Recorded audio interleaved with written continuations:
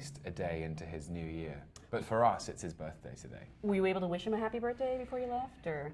No, sadly not. Are you getting him anything? I'll get him something when I get back, yeah. Okay, any hints as to what? If he's watching this now, Chris, turn it off. That's a surprise. Yeah, don't, Chris, we'll figure it out. I want to talk about your competition in this category because this is a crazy category. It is. It's this an is amazing like the best category. actors working today. Yeah, they are forces to be reckoned with. And two of your friends. Two of my great friends. It's not I get to see them because we never get to see each other because everybody's working in different places. So it's really nice. Yeah. Was it a little awkward on the Thor set when Idris showed up, or? He's not there yet. Oh. But good.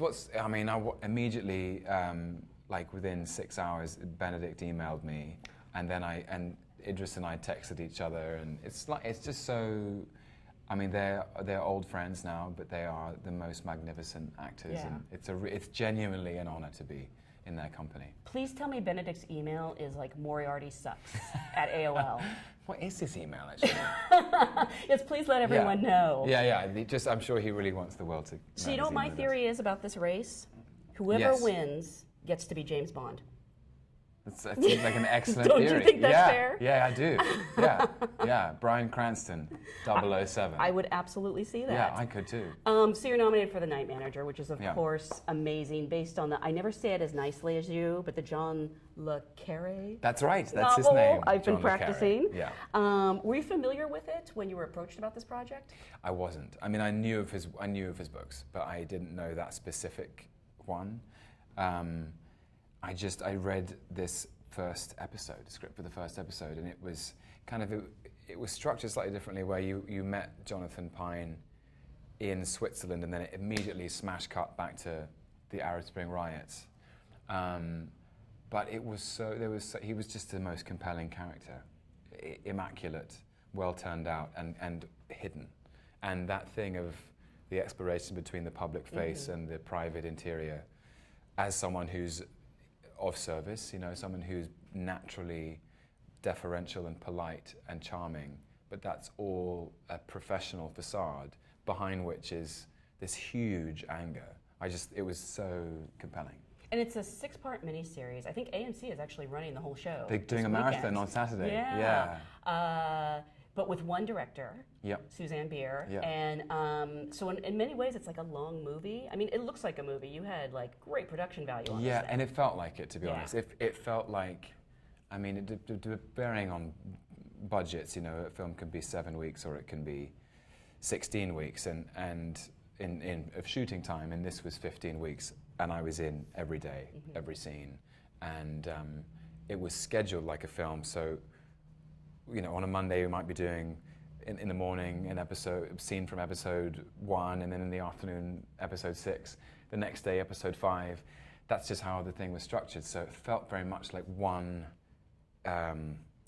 piece with its own integrity. And strangely enough, most people that I've bumped into who've seen it have binged it. Yes. They sort of come up and say, we did it in a day, we did it in 2 days, or we couldn't stop. We started it, and which is really thrilling because it means people are sort of compelled to keep watching. So invested in it too. Yeah, it's cool. But at the same time, aren't you like, hey, I spent a year making this. You could at least spread it out a couple weeks. Yeah, I know. It's weird that. It's always so weird that, though, when you spend so much time over something and the whole thing is compressed so that when you watch it, it's such a short moment of the audience's life. But that's the way of it, right? That's art. That's that's making stuff.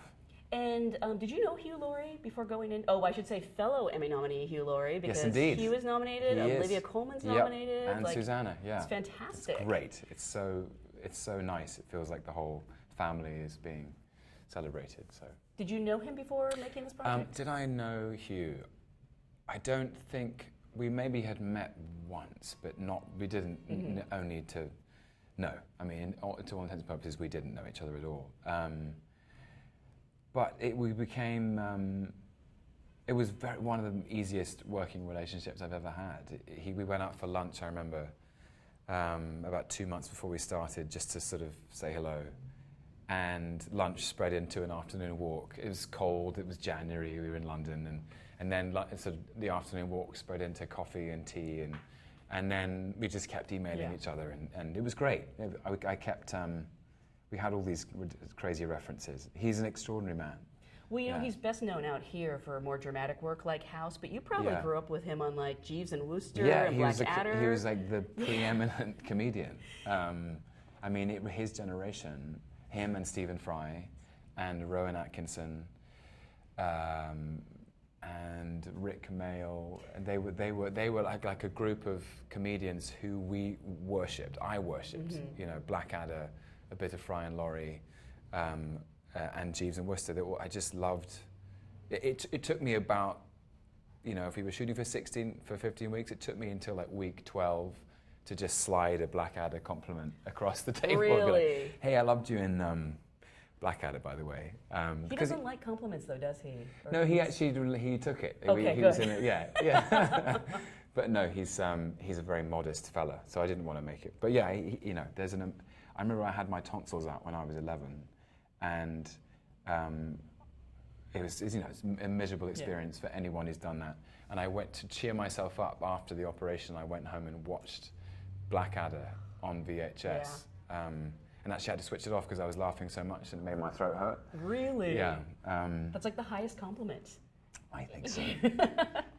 So we actually talked to Susanna Bier, and she talked about how involved you and Hugh were in the creative process. And she gave me this interesting quote, which was, they both came to set every single day with, at times, very radical suggestions for how to deal with the scenes. Sometimes less radical, but always with suggestions. Do you remember like a radical suggestion you made, whether it got used or not? Gosh. I mean, I was inspired as much by her actually, because she's very correctly rebellious with the writing. It might read as true, and then when she gets on set and she starts to put a scene together in the room, she says, this doesn't feel right, we have to change something around. And it could be an emotional beat, it could be something to do with the way the set has been designed. I'm trying to think of radical reinterpretations.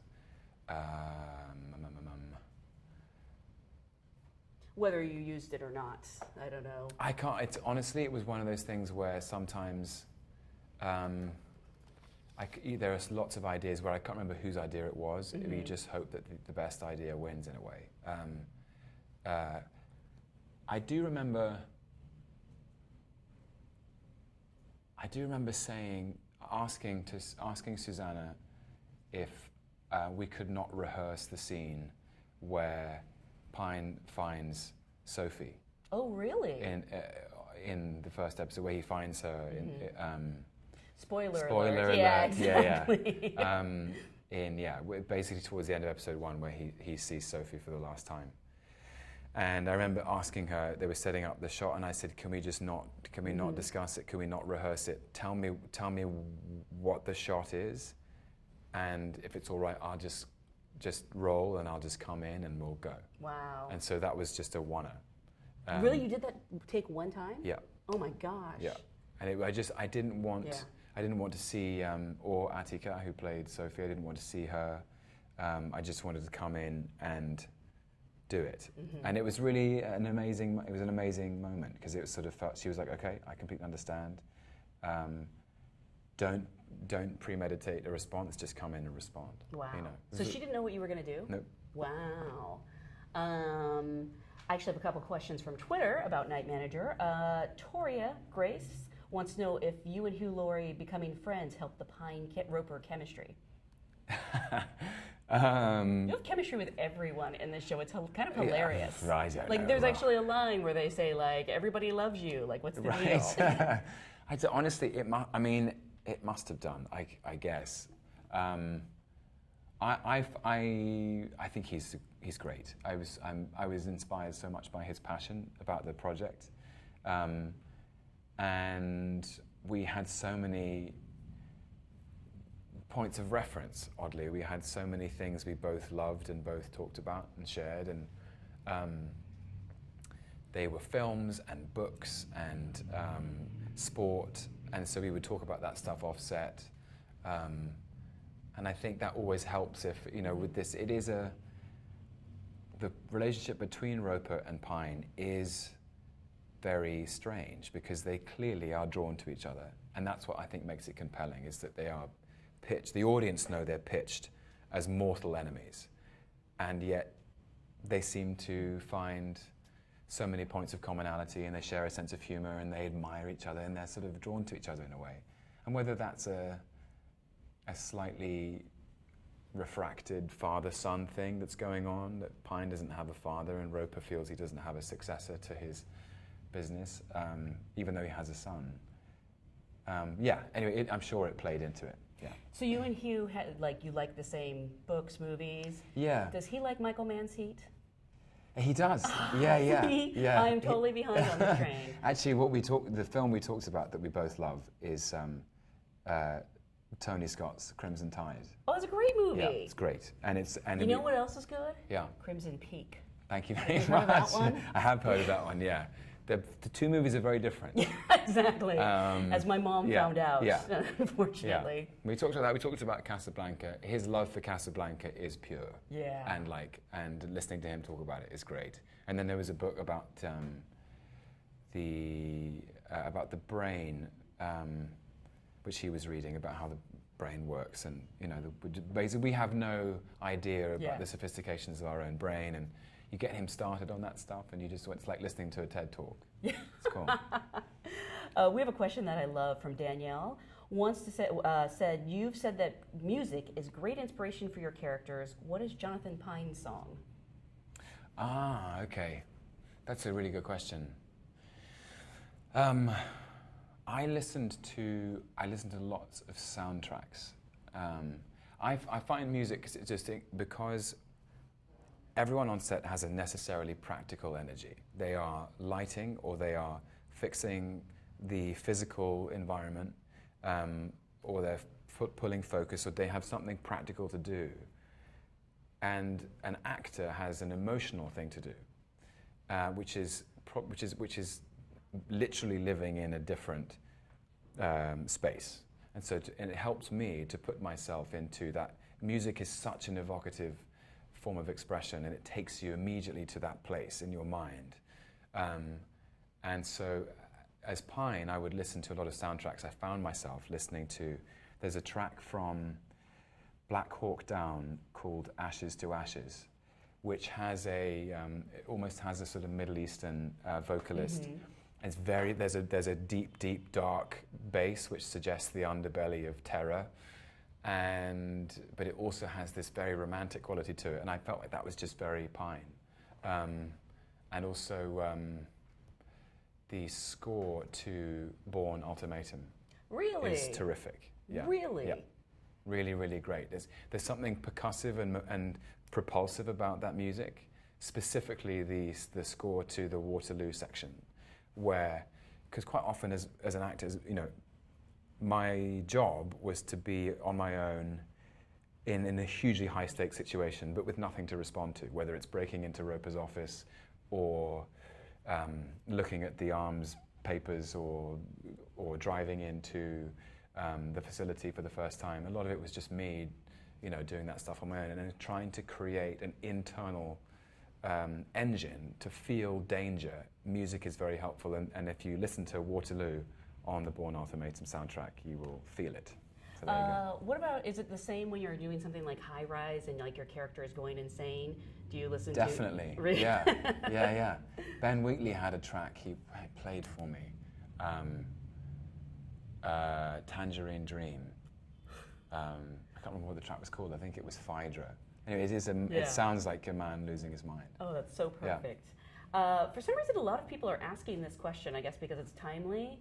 If Pine were in the Olympics, what would be his sport? Oh gosh, I don't know that he's quite fit enough to be in the Olympics. Pine? Yeah. He's in pretty good shape. I mean, I don't know. Maybe he'd be a middle distance runner or something. I don't know. What would your sport be? The same. Really? That's probably what I'm thinking, yeah. 800 meters. I got this question from my friend Bree. I didn't actually realize it was her. You've chosen a wide variety of roles and projects the past few years and have gotten to show off some impressive physical skills, singing, guitar playing, various fighting styles, shooting, raptor impressions. What's the skill you're aching to develop or play for a role? Gosh. I don't know. I really don't know. But that's such a good question. It is. I do feel like that's the sort of unspoken great privilege of actors, is that they get to learn all this cool stuff with the excuse that it's for work. Right. You know, I can ride a horse, and I can. I learned how to sword fight and. But see, I just figured they taught that at prep school. Sword fighting and horse riding in England. No, they don't. And various sort of different forms of dance. I'm trying to think of something that would be cool. Playing the guitar, playing Hank, that was cool. Yeah. I'm trying to think. I don't know. I don't know how to scuba dive. Oh, really? Yeah. Oh. I'd love to do. I can do something you can't. Yeah, you can. You can. There's one there you thing. Go. Yeah. Speaking of playing Hank, you're on a soundtrack. I know. This is so crazy. Yeah. It's like the soundtrack list has your name on it. I know. I find that crazy. Yeah. You're like what do you call it? Like a music star now. A performer. I'm like, it's like, the biggest kick I got out of that was, I've traditionally always stayed to watch the credits. And when back in the day, before like the internet, if you wanted to find out a song that you'd never heard before that you loved in the film, you'd have to wait till the end of the credits and you'd see that song and be like, and it goes by so fast. It goes, so you're like, performed by, written by, and you find the name. And so when I saw the film for the first time and I saw all these songs and it was like performed by Tom Hiddleston, I was like, that is crazy. Tom Hiddleston and the Saddle Spring Boys. Yeah. That is so cool. That was our band name. So, so maybe the Grammy is next. I don't think so. You can get started on your EGOT. I don't think so. I think we'll leave that to Hank. So I want to talk about what's up next. I know you're still filming Thor. Yeah, I mean I've only just started really. Because Mark Ruffalo wrapped. Well, they need to get the Hulk started. I remember this from Avengers. It's like the Hulk takes so much time to sort of cook in post-production that they need. I know that he's always scheduled at the top. It was the same on Avengers. It's like they can get started on making Hulk as fabulous as he needs to be. So, no, I'm in for the long haul. I won't be done until November. Oh my God. Yeah. And I know that Mark has been sending you passive-aggressive tweets on Twitter about this. The last time Loki and Hulk met up, it did not go so well for you. No, very badly. What can you tell us anything, or will you know? I couldn't. If I did, I would spoil it. But it is okay. So it's no secret. It's been confirmed that Thor, Loki, and the Hulk are going to share space in Ragnarok. So, I hope that is enough to fuel everyone's imaginations as to what might go down between the three of them. And Monica actually has a question. Do you think Loki would ever actually work with the Avengers, and what would that look like? I mean, you'd have to have quite a lengthy locker room discussion beforehand. I think at least sort of like, can we just have a quick brainstorm about what happened in New York a couple of years ago? Right. Just to make sure we're all clear and there's no grudges being held by anyone. I don't know. I don't know if the Avengers would trust him. Yeah. Yeah. Well, I love in Thor 2, like there's a couple times where Loki says to, I just blanked on his name, Thor. You're like, you still don't trust me? And I'm like, I'm kind of on Thor's side. Yeah. Yeah. He's just proved himself completely unworthy of anyone's trust. You never know. I mean, I don't know what's coming. The Marvel universe is ever expanding. Maybe I genuinely don't know this, but maybe there's a world where there's some impossibly evil, terrifying force that makes people team up. I don't know. We'll see. I heard a rumor, but again, I never believe things I read on the internet. You shot a cameo for Age of Ultron? I did. That ended up not getting cut? Yeah, I did. Or ended up not getting into the film? Yeah, that's true. It was a dream sequence with, it was part of Thor's nightmare. There's a bit where, how does it work? So I think somewhere in that film, Scarlet Witch shows like all the Avengers their sort of worst case scenario. And Thor had a dream, and he goes to I can't remember where he is supposed to be, but anyway he meets Loki and Heimdall. So Idris was in the scene too, and and it's sort of terrifying for him. Yeah. It was a day-long shoot for me. Loved seeing Joss again and Chris and Idris. And then I think as they were testing the film, the initial audiences were like, "Oh, Loki's controlling Ultron," and Kevin Feige and all the guys at Marvel were like, "No, he's not." And so they just thought it was confusing. Yeah. So they were like, "We have to get rid of it." So speaking of Loki, you are on Instagram now. Yes, look, there he is. Yes, your first and only Instagram. That's it. Yet. Who convinced you to join this thing? Actually, I just thought of joining a while ago, and then I was thinking, what could be the first picture? And I thought it should be a picture of the Lokester. Is that do you have other nicknames for him? The Lokester. The Lokester. The Lokinator. Yeah, the Lokinator. The Lokester is one that comes up frequently on set. Really? People really call him that? Yeah. Well, what about Snapchat? You're not on that one yet, are you? I'm not on Snapchat. Are you familiar with it? Because I'm just gonna here. Let me read your face. Okay. Wait. So. Oh, stop. Hang on. Okay. It reads your face, and then look. You can be a dog. Open your mouth. Oh my God. I'll send you that one. That is amazing. And is this the face swap thing? No. Do you want a face swap? No. Yeah, no, I was going to say, it's really unattractive. I'll show you what it looks like, but we won't let anybody else see. Oh, this is the beautiful one. You can be a pineapple. I love that. Hey, that's a good one. Let's keep that one. That is hilarious. I'll let you decide whether or not you want to post these. Yeah, I love that. I'm just making everyone at home jealous. These that's are just terrifying. disturbing. What? That's terrifying. These are all terrifying. Okay, here's the face swap. I don't know if it'll read us or not. Okay. Oh dear. Wow. Okay, I will take this and we'll let someone approve that.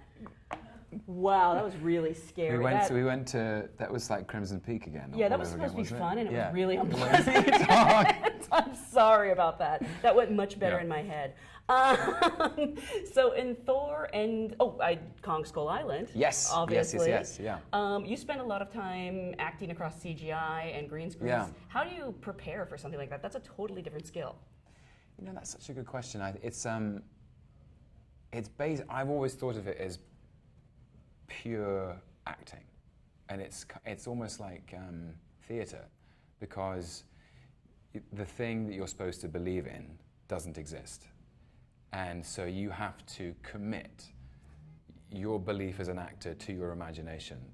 Otherwise, the audience won't believe it. That's my theory, is that if you as an actor don't truly kind of believe in the fiction of what you're supposed to be seeing, when it cuts to the reverse, be it, frankly, Hulk or Iron Man or the Chitauri or King Kong, then it sort of won't marry. And I've always found that a really interesting challenge is sort of trying to summon that within yourself, to just say, for this moment, for the 20 seconds of this shot, I'm going to fully commit to the idea of Kong.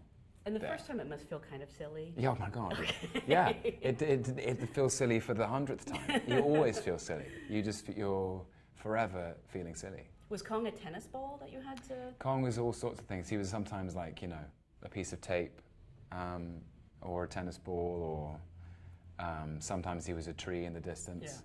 Yeah. But that's going to be what I love about, like, when I eventually see that film, I will finally meet Right, Kong. It'll be a whole thing. You don't know what movie you made. Yeah. Because you haven't seen Kong. No, I haven't. I love the director of this movie, too. It's great. And I love this whole cast. What is sort of different about this version of Kong, if it is? Well, I think, he's already spoken about how this Kong is actually just larger, physically bigger than people have been used to. And it's a completely different context. It's there is no kind of broke actress who's down on her luck, who's hired by a movie producer to go and create this film. There is no movie producer. It's all set in the 70s, and it's about myth. It's about a group of explorers who go to this island. for other reasons, and what they find there is completely life-altering, and I think I hope you can sort of see that from the trailer as well, is that the way we shot it, Jordan was adamant about this, was that we should go to the ends of the earth where, you know, nature is at its most beautiful and terrifying. And so we went to Hawaii and the rainforests of Australia. There are rainforests down there, and the swamps and rivers, or mountainous lakes of Vietnam. And I think there are shots of the planet in this film that people will be like, where is that? Yeah. You know, and that's exciting. I think audiences can feel that now. They can feel when something's tangible and that you've really gone, you know, that's us in those places in extreme physical circumstances, you know. And it was a long shoot, yeah. I remember. And I don't know if you were joking or not, but the last time I saw you, you said you hadn't been home in a year. I hadn't. Really? Yeah. I've since been home for a bit. Yeah, I think I read something about that. Yeah, yeah. No, been home. But yeah, it's funny. It's just being an actor now is about, you have to be easy with traveling. You Mm-hmm. have to, because all the work, the most interesting work is happening in, you know, remote locations often. Mm-hmm. Very little is shot in LA anymore, very little shot in New York and in London. Well, there's more in London, I guess, but yeah, but Vietnam was amazing. I mean, Vietnam, when I saw everybody at San Diego Comic Con, we were all reminiscing about Vietnam immediately, because it was a sort of experience that is unrepeatable. Yeah. You know, you'd be picked up for work in a car, driven to a unit base where you get in a 4x4. 4x4 would take you off-road to a riverbank. You get off the vehicle into a boat. The boat takes you to another boat, which takes you through a procession of caves to the location. I mean, it was unlike anything I've ever done or ever seen. Do you get to do anything touristy when you're in these places, or is there just no time? No, there was one day. Where it was just Sam Jackson and John Goodman, and I went. We went to see these extraordinary caves in and around Hanoi. Well, they're about 2 hours outside Hanoi. Huge, deep caves like you've never even imagined. And I went with Corey Hawkins and Thomas Mann, and we went sort of exploring through these. You can go and see these caves, and there's one cave that's only accessible if you get a zip line across the river, and then you have to swim for a bit, and then you get out and you're inside the cave. I mean, and then inside the cave is this sort of this sort of mud thing where you sort of, you know, you're all sort of swimming in the mud, and it's apparently really good for your skin or whatever. But it was one of those crazy experiences where you're like, this is an adventure. What, didn't you also go to a mall and ride an Angry Bird? Yes, I did. I saw pictures of that on Twitter, like the whole cast rode animals. Yeah. We found these things in the mall, and we were like, we have to find those and ride them together. It's amazing. They go at precisely 3 miles an hour. No. Like, that's as fast as they go. And so everybody, the whole cast is on a different animal, you know. How'd you get stuck with the Angry Bird? I think I was the last person to arrive. But it's, just the most surreal sight, seeing Brie Larson and John C. Reilly riding around a shopping mall on a bird that goes, on a little animal that goes at 3 miles an hour. That's where I saw it. She posted a photo on Twitter. Yeah, that's right. That was with no explanation. No. Just the whole cast sitting on animals. Yeah. We have a question, where was it? Oh, from Gina Gomez, wants to know, what's your favorite part about working with Chris Hemsworth? Oh, wow. He is hilarious. Really? Truly, I think people are starting to kind of cotton on to that now.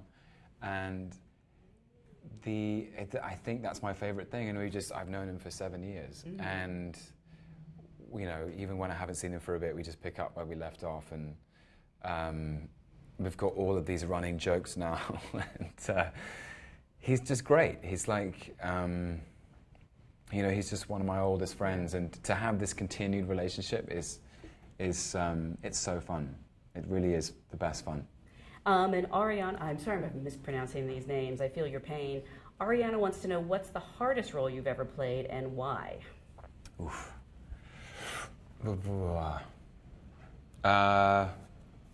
Hank Williams. Really? Yeah, no question. Because you weren't a singer before that, were No, you? I never sang in all my life. So I'm just looking at it, and there he is. Yeah. There was so much about that. That was foreign territory for me. It was, you know, a 40s Alabama accent, extreme alcoholism, a musical talent that has become iconic in American culture, weight loss, the ferocity of the script, the sort of the self-destructive instincts he had, singing, playing, the whole, I mean, there's a cocktail. It was just all over there, and all of those things are things I'd never really touched before. Yeah. And so just to take it all on, felt like I was really out of my comfort zone. And you know, initially I was sort of terrified, but it's the sort of terror that spurs you on, because I knew that I had a duty to get it right, and because you know you're playing with someone's legacy, and so you have to do everything you can to do it right. So that's the hardest I've ever played, I think. It's so strange because you're not the first person I think anyone would think of to play Hank Williams. No. And yet when you see you in the costume and the singing, it like makes perfect sense. But did you ever have a moment like, wait, you want like a Shakespearean trained Englishman to play Hank? I mean, the funny thing is that Mark Abraham never questioned it. Yeah. And I trusted his confidence. It was really amazing. He never, ever doubted it. And I think it's because we'd met a bunch of times, and he realized, like, well, this guy he's not really like any of the characters he's played. He's not like Loki, or he's not like, he'd seen The Deep Blue Sea as well. And he just trusted that I would be able to do it, and somehow I took his trust, and that spurred me on. And I could see that I looked a bit like him, but everything else was... A lot in the movie, yeah. We have a lot of questions about your theater work. A lot of fans of Coriolanus wants to know if there's something you do again in the near future, and would it be a more modern play or a classic this time? Interesting. I mean, I feel like I have so many...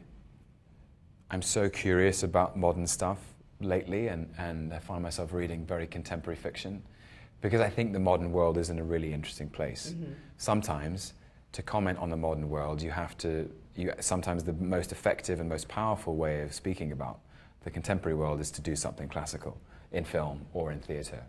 I think you see that a lot, actually. And you get these resonances. I don't know. I do have a plan, but I can't tell you what it is yet. Is that quite a few people? But Amanda asked, said in an interview in May, you spoke about a forthcoming Shakespeare project. Is that what you're hinting at? Maybe, yeah. I mean, I have an idea. I have a couple of ideas, but I think I always will. Like, Shakespeare feels to me like it's a sort of, maybe it's just the way I was trained or the culture I came from. It's not something. I feel like it's at the center of everything. You can. It's such a grounding tradition, and it's sort of, because those are the best stories, and it always gives you a way of anchoring references to other stories. You know, I mean. Loki is I've said this a million times, but Ken Branagh and I made him out of Shakespearean material, even though, and I think probably if we didn't have that tradition, I would have come to that character in a different way, and you know, or another actor would have come to it in a different way. I don't know. So my hope is that I'll have a career that can always touch Shakespeare somewhere.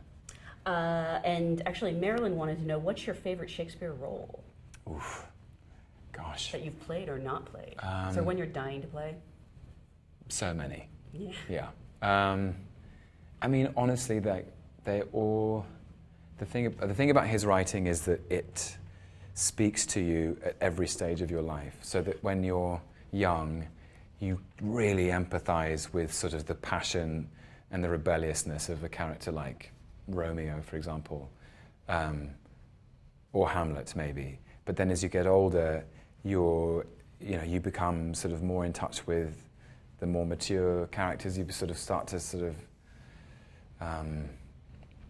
relate in a different way to other characters, whether it's Leah or Benedict or some of the sort of senior figures. I'm not really pinning my colours to the mast, am I? Yeah.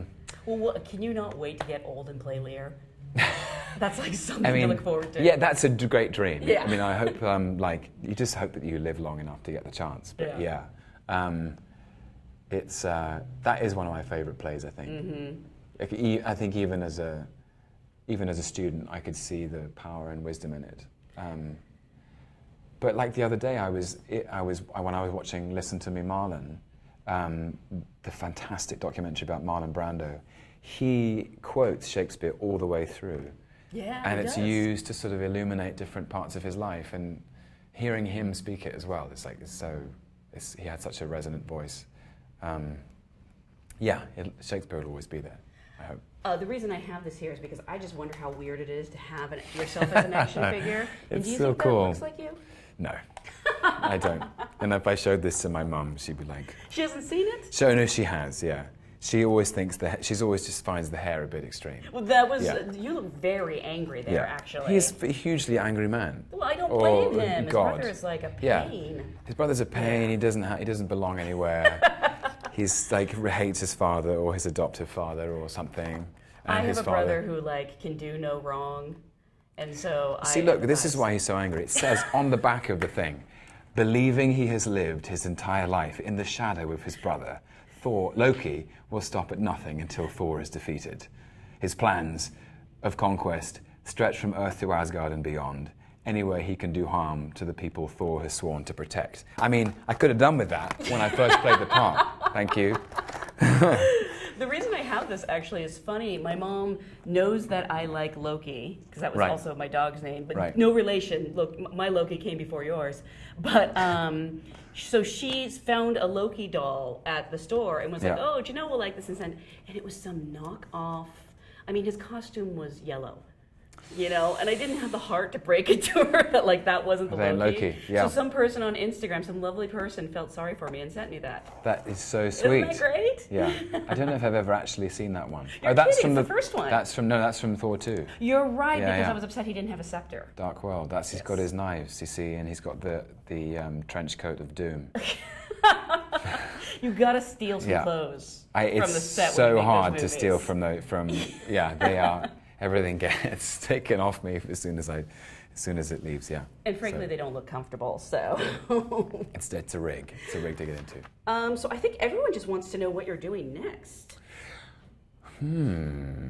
I don't officially know that yet. Mm-hmm. It's a sort of interesting time where there's a few. I mean, there's lots of possibilities, but I haven't kind of locked on anything yet.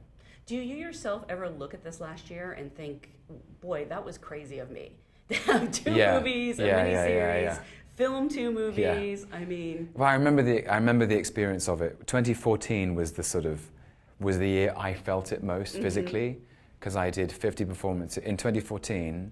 I did 50 performances of Coriolanus, Crimson Peak, High Rise, and I Saw the Light. And at the end of that year, I was just wiped. And then I went straight into The Night Manager because I'm a sucker for punishment. But I'm just delighted by it. I feel so genuinely grateful that I'm allowed to do, or have been allowed to do, so many different various things. That's everything I dreamed of. Like when I became an actor almost 20 years ago now, I dreamed of having a career which would involve lots of variety. I wouldn't be just doing one thing all the time. I could do theatre, I could do film, I could do television, I could play lots of different parts. And that has felt like the thing I've fought for the hardest as I've tried to make my way, is never to repeat myself, always to try and to sort of push myself into new territory, be out of my comfort zone, because that's where you learn. And those are the actors I've always respected, the people who've always done that. So that's probably what I'm trying to do next, is find what's unexpected. And I mean, we've had this discussion before that you have very intelligent fans, and they seem Yeah, to they're be really mostly smart. Respectful. At least the ones who I get CC'd Okay, good. have been very nice to me. Yeah. But how does that sort of change your life? Like you're active on social media. Yeah. You mean having fans, or just being on social media? Being so good at interacting with them. Well, I mean, the ones, it felt quite slow, I guess. So it's felt quite, nothing about my life has been instant, or nothing about my professional life anyway. In that it's sort of been quite steady, and I've actually, a lot of the people that I think are active on social media anyway, people I've actually met somewhere at Comic-Con or at a premiere, and you put a face to a name and you go, and so that's sort of the people who first, I don't know, came to see me in Othello almost 10 years ago now. It's been 10 years? Yeah. Well, 2007, so it's 9 years. Yeah, crazy. Or they saw a Joanna Hogg film. So that's nice. It feels like people have been around for a while, and are on for the ride, I guess. So you ready to take this quiz? Yes. We have a quiz that will tell you which Marvel villain you are. I can't wait. Yes. If I get this wrong, there'll be hell to pay. I know, exactly. What are you going to do if you turn out to be like... I mean, Ultron or something. Yeah, that would be devastating. Or, I just need to... Those are the only two I know. What are the other villains? Red Skull. So every villain needs a hideout. Where's yours? Among the cosmos, never in one spot for long, nowhere and anywhere, a castle, or New York City?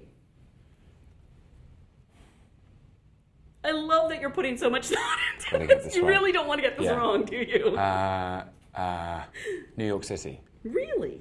I mean, that's the Avengers, right? Like, yeah. Tries to take over New York. Oh, see, you're trying to beat this quiz. I am. Oh, well, that never works well. Should I go back? No, that was your answer. Okay. Before you were a villain, you had a childhood. How was yours? Your parents didn't notice you. You were the outcast, always on the run, alone on a quest for vengeance, or a patriotic family? Always the outcast. Really? I love when really successful people say like, oh no, I was a nerd at school. Oh no, I'm answering questions as Loki. That's cheating. Okay, we have to go back to the top. I'm sorry. I'm trying to beat the quiz. We're going back to the top. I'm going to answer. Do you like that I have rules for my internet? Okay. By the way, this is a Play Buzz quiz. I feel I should give him a shout out. Okay, so every villain needs a hideout. Yeah. Where's yours? New York, nowhere and anywhere, among the cosmos, never in one spot for long, or a castle? Never in one spot for long. That's so true. Yeah. Before you were a villain, you had a childhood. How did yours go? Outcast, alone on a quest for vengeance, patriotic family, always on the run, or parents didn't notice you?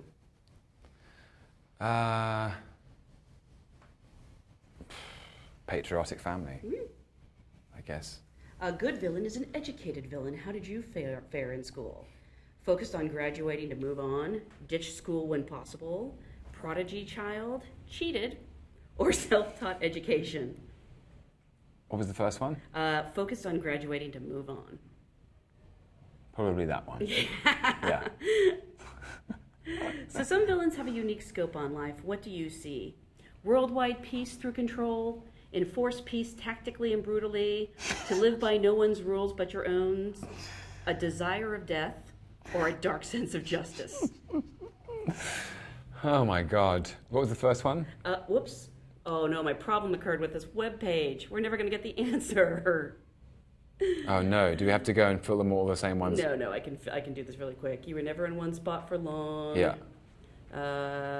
Patriotic family. Yeah, so I have to just be quick about this. You already failed in school. No, focus on graduating to move on. Live by no one's rules but your own. Okay, what do you say? A hero confronts you with the intention to fight. What do you say? The fires of the battlefields is where men are born, boy. It's time you were put in your place. Good, you were just getting hungry. Entertain me. Don't you know who I am? You dare challenge me, filth? That sounds like a very Loki line. Yeah, let's do that. Okay. All right, we're calculating the results. This might change the destiny of...